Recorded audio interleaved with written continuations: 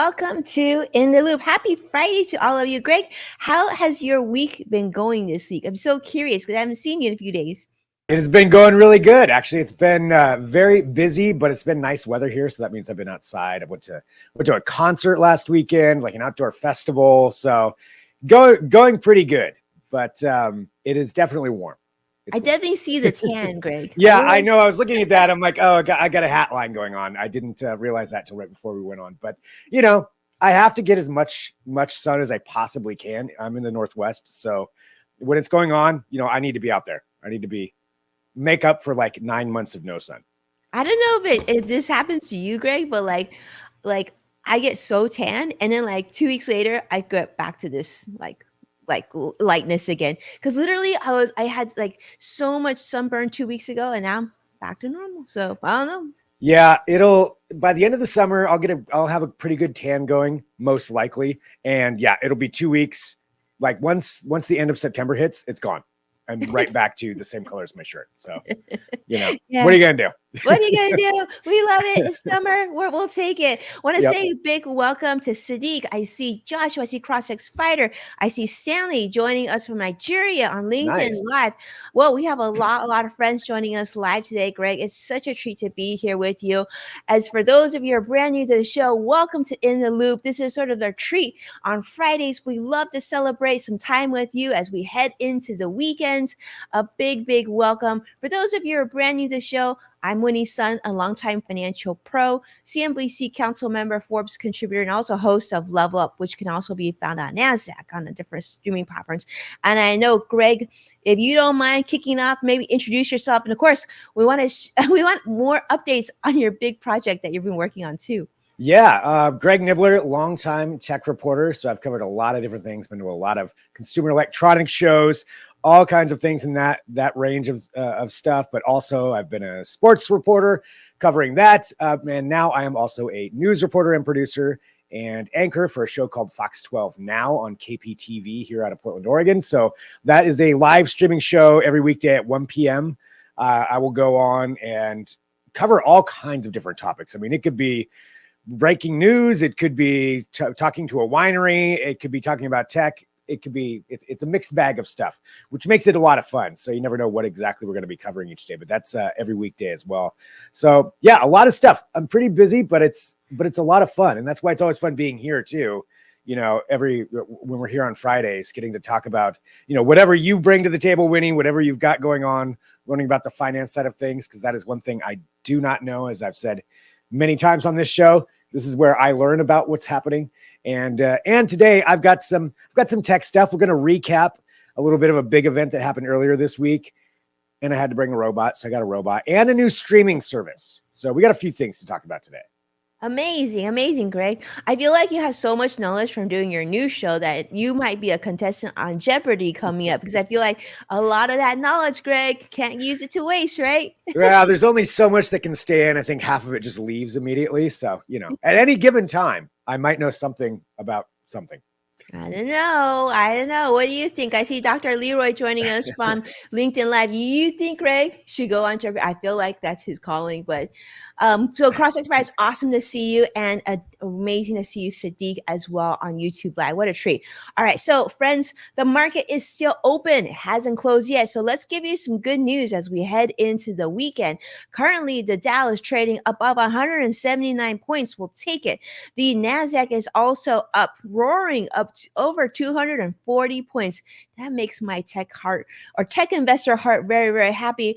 And the S&P 500 also in positive territory, up 40. So we have a triple up day so far. We'll see how the market does as we go into this show, and maybe I'll do a recap before we close off here to let you know how it's going. But here's what we know so far, Greg. The U.S. economy has surpassed expectations. This is great news.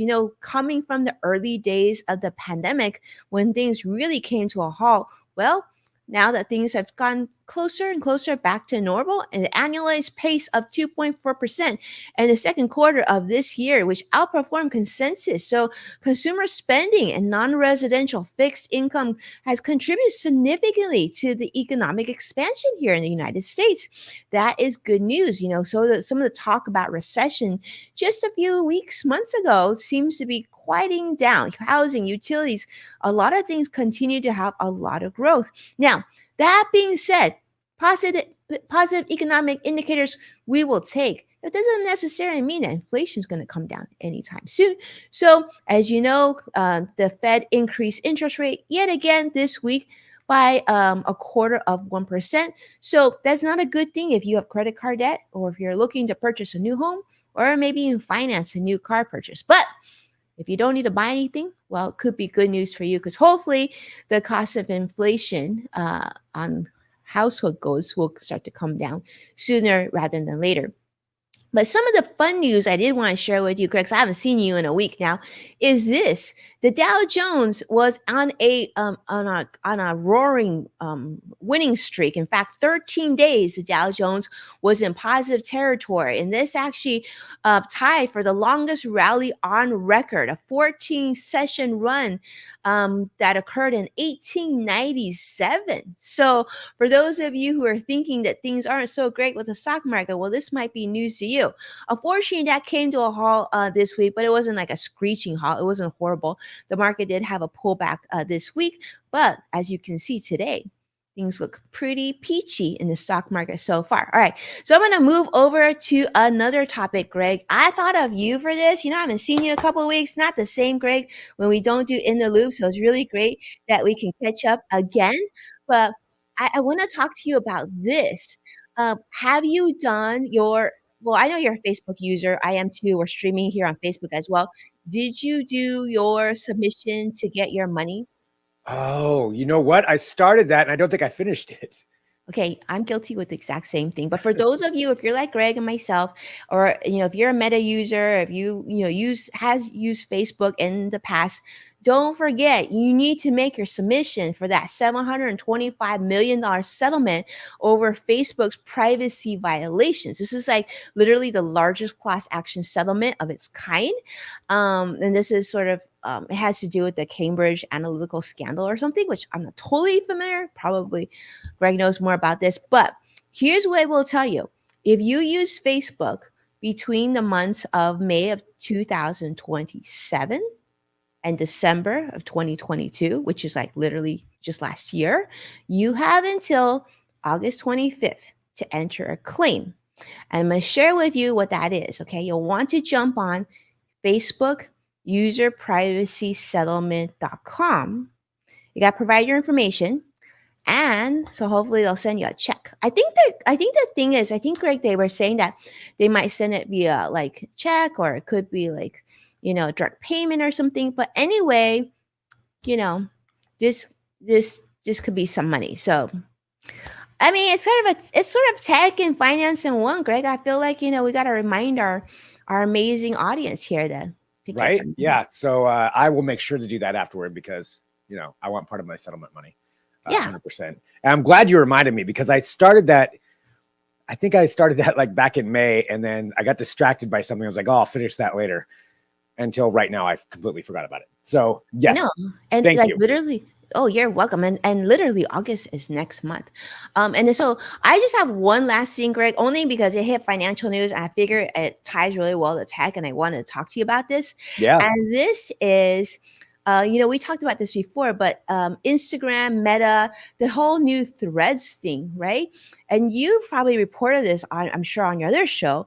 So Mark Zuckerberg has revealed that half of the users who signed up for Threads have stopped using the app, myself included.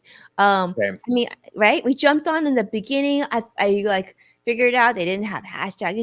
It was fun for a day, and then like it just, So I guess Mark Zuckerberg is saying they're considering dropping user retention.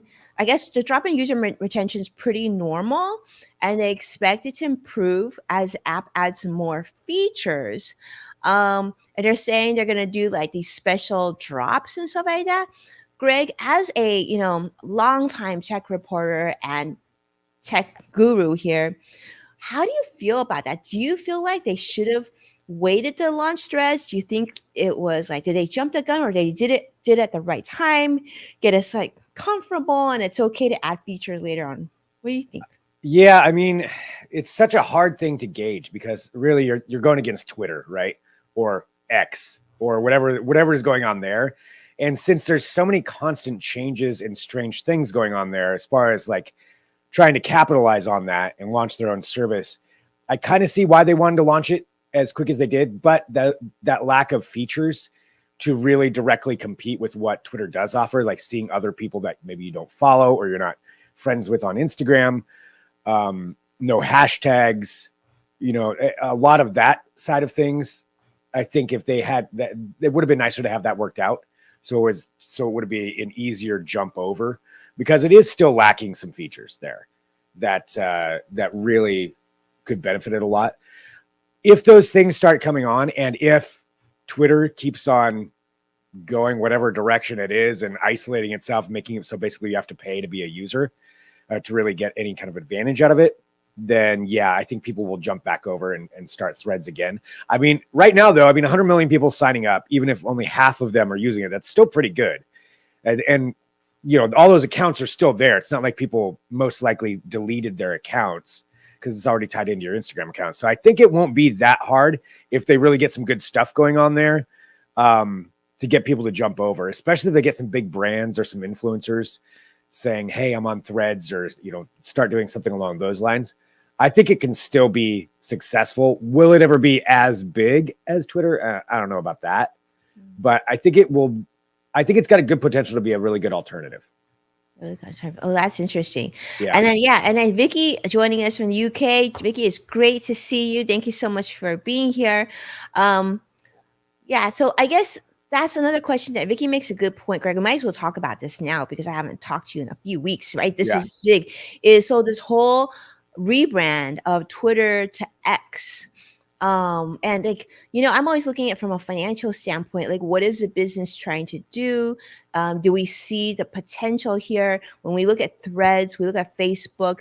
I almost feel like it's sort of that transition of social media, and that AI, of course, is having their moment, but social media is having a different moment where it's like, okay, we're using you, we got it. Now, what is it going to evolve to? Is it going to stay stagnant where, like Twitter, right? Which is now X, where we're already there. Greg and I, we both have a lot of followers there. So are we going to just stick with it and see where it goes?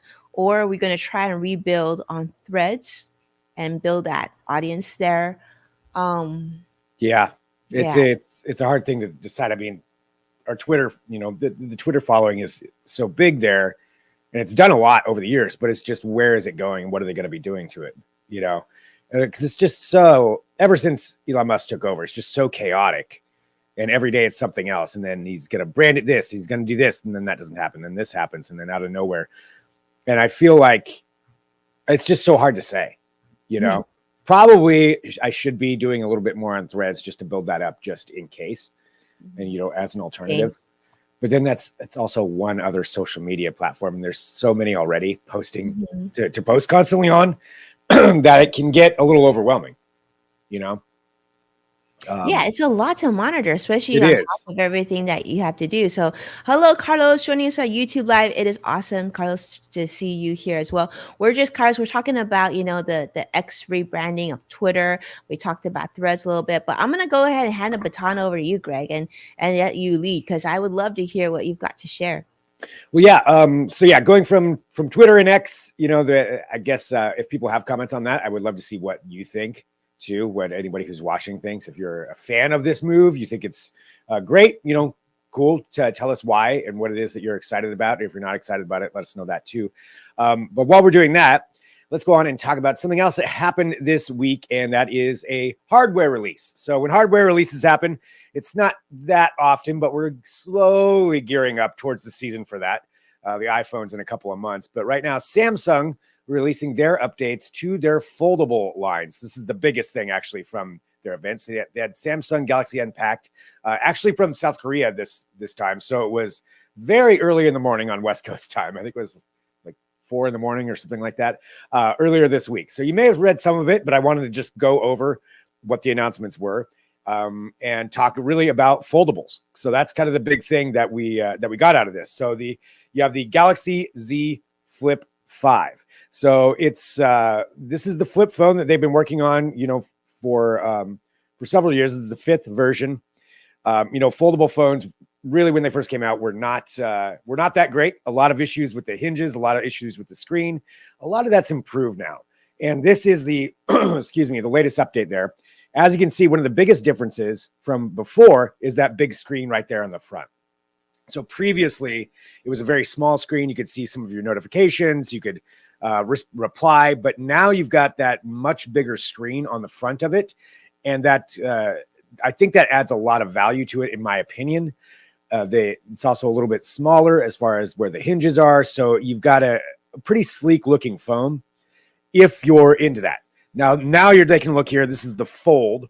So going from the Flip, you got the Fold. The Fold also much thinner than it has been before. And I don't know if anybody out there has been around one of the Folds. So this really kind of opens up into a phablet, I guess is what it would be. But a mini tablet is what you would have on your hands. You can use the 2 different screens. And this one, the previous version was pretty thick. This is a lot thinner. Right there, yeah, the hinges. So the hinges are a lot better, and that's part of the improved technology on these, as far as the actual structure and hardware design of them. So yeah, these were the biggest showcases from there. Sorry, I was taking a look at my screen too. So those are the biggest showcases that came out of that. I think I've been around the Flip 5 quite a bit. I've got a very good friend who has the Flip 5 or Flip 4, excuse me. And that's the one that opens up, like the classic Motorola Razr. I honestly, it's pretty handy now that I've seen some of the use cases for it. I mean, just being able to use it as its own little stand where you can set it up like this. It makes it really easy for taking pictures or group photos or videos. If you want to do a live video, it's got its own stand for it.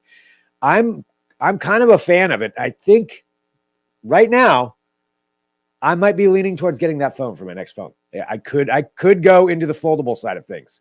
I don't think I want the big fold that opens up like the tablet. I don't have a lot of use case for that for myself right now, although then again, if I started using it, I might. But yeah, I think the Flip is pretty interesting. I'm curious. Yeah, when you just posted that in there, what do you think? Are you a fan of this? Have you tried one of the flip phones or the foldable phones? Do you want a foldable screen? Does it not have any purpose for you? I am really interested to see what people think, but I think with that bigger screen on the outside, that definitely brings it up. Yeah, winning with the Apple side of things. I don't know. I still don't feel like even in September that we're going to get that Apple phone. I don't think Apple phone. Well, Greg, I'm with you. So I have seen this flip phone in person just recently. In fact, last week, and I was like, and you're right.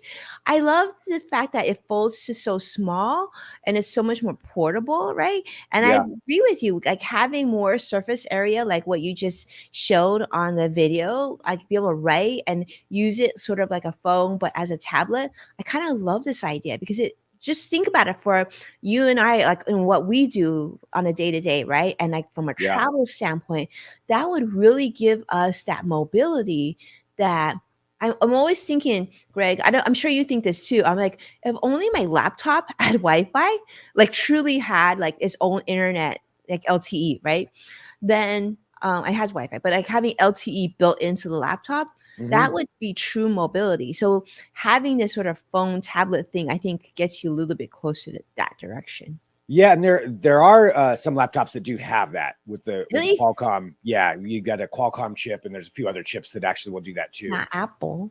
Yeah, I don't know if Apple. I don't think Apple does have one. I could be wrong on that. So Come on, I Tim Cook. believe I believe the iPad. You can get it on the iPad, but I'm not sure about the laptop. I actually don't Yeah, you know. can get an iPad for sure, but Yeah. like, I want Tim Cook to give us like a foldy MacBook Pro. Uh, yeah, they still haven't gone into that. Although, look, there could be some surprises with Apple that could happen as well. So we didn't think. I mean, I didn't really think that we were going to get the headset that quick. I figured that was still a little ways off. So maybe they surprise everyone in September with the iPhone 15 release and say like, look, we've got a foldable now. I don't think it's going to happen. Have you I'm not going tried to bet on it. it yet, Greg? Have you tried the headset? No, I have not tried the headset yet. No, I mean they're kind of hard to get, honestly, even to try out. CrossX Spider, I'm not a huge fan of flip phones. Yeah, I mean it's definitely not for everybody, and I think it's found its niche as far as people who are really into them. But so far, like if you're saying you're not into the flip phone, I don't know if is there anything that would convince you to go over to that, or is it just there's nothing they could ever do? I'm kind of interested in that, or maybe there's a feature that I would we're go. waiting for. I would go if Would like, you? yeah, I think it needs to be in the Apple silo, just because like I just feel like Apple is just so easy to use. So I'm not gonna be going to Android anytime soon, just because it. So I'll tell you this. So like for example, I get added to group message groups all the time, and Uh-huh. all it takes is one Android user to be in that group, and it completely kills your iMessage capability. And and like so many times, my husband will laugh when I say that, and like some people ask me for advice on like travel hacks and whatnot, and then they'll text me a question, and I'm like, see, now I can't respond to you on my laptop. Like you're just gonna have to wait a week because I don't have time to sit there and text on my phone. It's not gonna happen. See, if Apple would just let us Android users in, be inclusive, then Yeah, that inclusivity. I Must don't think Apple's going to do nah. Don't need to add you. that. Yeah, I I had just a saw friend that that coming. said that when they went Android, they lost business because everybody was doing iMessage on his business deals. Like I have a good friend who's a big social media influencer, and he says when I changed it Android, I lost business for 3 months, so I had to go back to Apple. Wow. Yeah, Okay.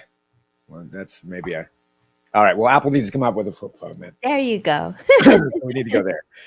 So those were the two big things from the Samsung event. There was a new watch as well and a new tablet.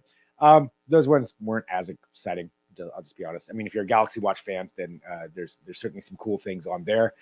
But let's go on to the next one, to the next topic here. So moving from flip phones and foldable phones, going to a streaming service. Yes, another streaming service. There's not enough streaming services out there, but this one is pretty cool if you're a space nerd. And that's why I wanted to bring it up. So NASA is coming out with their own streaming platform, and it's going to be called NASA Plus, of course. And this is going to be something where they're going to show NASA, and I don't know if people know, comes out with a lot of content already. They've got so many different things about their different programs, particularly Artemis and launches and interviews with astronauts and scientists and all that. They're going to be combining all of that into one experience.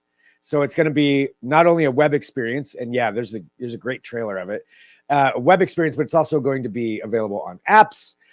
It is really straight up a streaming platform. So NASA Plus, and they're going to be having new original content on there. So what that means, still waiting to find out a little bit more on that part, but this is pretty cool in my opinion. And here's the other good thing. Free. It's free. No ads and free, because at least for right now. So that's, to me, it's not like I was already watching a lot of their stuff anyway, but I will definitely be putting NASA Plus into my repertoire. I just wanted to bring that up for everybody. I think it's pretty cool that they're going to be having that, and seeing where else they're going to be going to. Carlos, very interesting. Yeah, I mean, the fact that it's free, number one. I mean, No I ads. feel like this deserves an applause, Greg.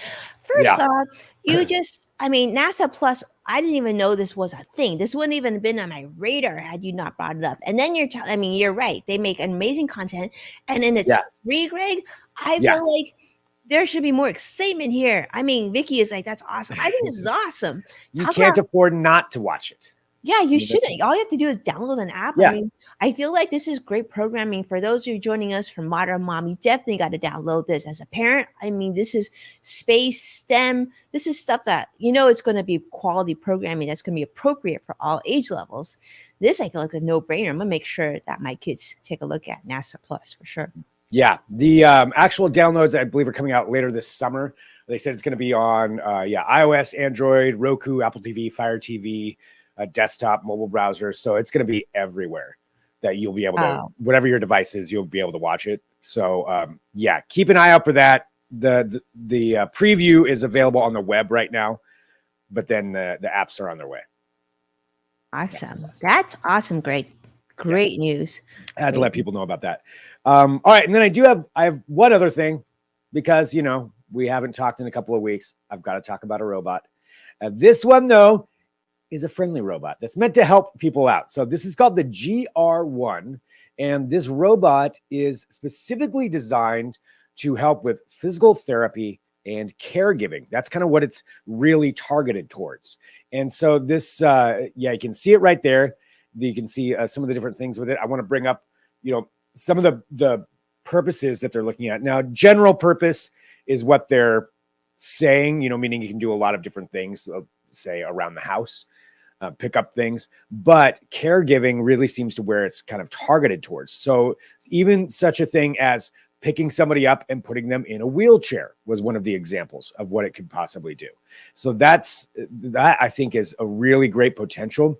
And looking towards, caregiving when people are getting elderly, this is another way that potentially you could have some, a robot there to help out with those tasks around the house, with mobility issues, with some of the other things that could come up. So I think the GR1, it looks pretty cool as well. As far as robots go, it's got a screen for a face, so it's not too humanoid-like, so you're not going to, get that weirded out uncanny valley feeling. But yeah, the GR1 robot. So I think that's a pretty interesting development in that. I'm curious what people think too. If you have comments coming through, I'll definitely we'll take a look at those. But I think caregiving robotics is going to be a huge market where there's a lot of potential there. I mean, people are getting older. This is something that's going to be needed, and could really help out.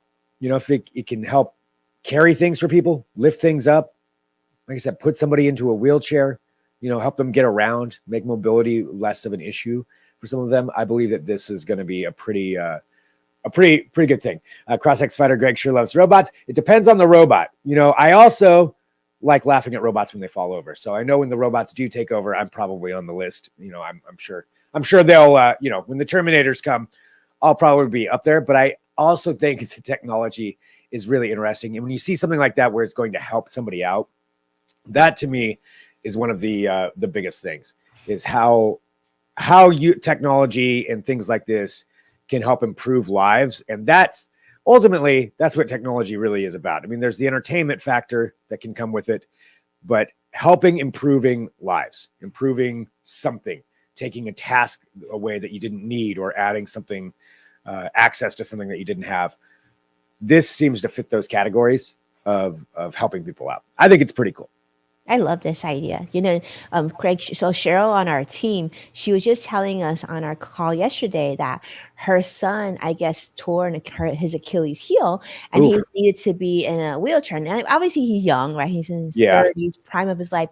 But they had to move him from his, like, 2-story condo to like her place, which is like has a single story, foundation, because it was hard for him to be able to even get up and down like to where he needed to sleep, right? So you can see how this robot would give someone who doesn't have a mom to move into some independence, where the Yeah. robot could help you go up the stairs, could help you get into the bathtub, or even Yeah. simple things to give you back your independence and your privacy. Right. I love this because, as you mentioned, caregiving is it's a very tricky thing. We all know that at some point in our lives we'll probably need a caregiver, but like with nurses, and there's already a shortage of nursing staff as it is, as we saw that during the early days of the pandemic.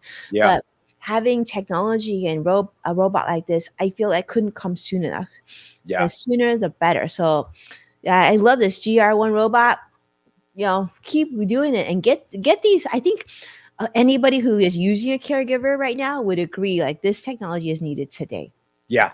Yeah. I mean, it can help people out. And that's something that I think we can all agree is good. If this comes to fruition, they said that they're going to start making them. Let's see, they reporting that 100 units will be shipped by the end of the year. Most of them going to like research and development. Wow. companies to start figuring out some more ways to develop them to make them more usable. But I think within a few years, you're going to start really seeing these things actually showing up in places that you're going to see them. You're going to interact with a You're robot going to within a few interact with years. them. And this Yeah. is an area, remember how, Greg, we always talk about the cost and how expensive these Mhm. robots are. But you're talking about like, caregiving robot, like a Yeah. caregiver in a house, like is runs in the thousands of dollars. Yeah. So this is where that cost could be mitigated, hopefully, with the cost of a robot. So Yeah. hopefully they're gonna do something like, remember back in the day, Greg, when they were like selling out, they gave out like almost like free computers because they were selling the internet service, right? Back in the day. So Yeah. hopefully they can get the robot down and lower price too, and then people will just have to pay some sort of subscription to run your robot. I'm thinking that it needs to be that sort of like how phones are today, right? The phone itself, Right. yes, it's pricey, but it probably is even more pricey if we didn't get the subsidized by these phone companies Yeah. to provide the service. Yeah. Yeah. It probably will be subscription based. Like I have a robot subscription for this level of service and care or whatever. And yeah, but it's coming. It's going to be happening. It's So coming. just an idea there. So it's not all doom and gloom robots. That's a good robot, I think. So Yeah, I can't wait. I want one of these like happy caregiving robots. I don't need a caregiver, but let me tell you, if it could do dishes, sign me up. yep. Yep. Like I said, clean my roof off. I'm 100% for that robot. Oh yeah, and then folding clothes and Yep. loading dishwasher. Let's just talk about all the other things. Clean the bathroom. Yeah. There you All go. good things. All good things.